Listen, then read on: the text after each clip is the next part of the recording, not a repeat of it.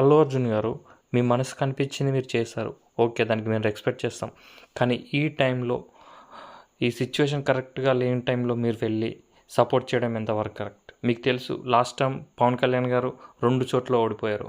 అలాంటప్పుడు ఆయనే ఇప్పుడిప్పుడే పుంజుకుంటున్నాడు రాజకీయంగా. అలాంటి టైంలో మీరు వెళ్ళి వేరే వాళ్ళకు సపోర్ట్ చేయడం ద్వారా మీ అభిమానులు దాన్ని ఎంతవరకు పాజిటివ్గా తీసుకుంటారు?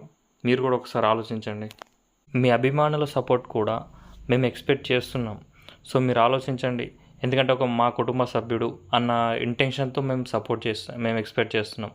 కానీ మీరు ఇప్పుడు వెళ్ళి వేరే వాళ్ళకు మద్దతు ఇవ్వడం ద్వారా ఇది ఎంతో రాంగ్ అని మాకు అనిపిస్తుంది సార్. ఈ టైంలో మీరు ఒక్కసారి ఆలోచించండి, దీనివల్ల ఎంత నెగిటివిటీ అనేది పెరుగుతుంది అనేది.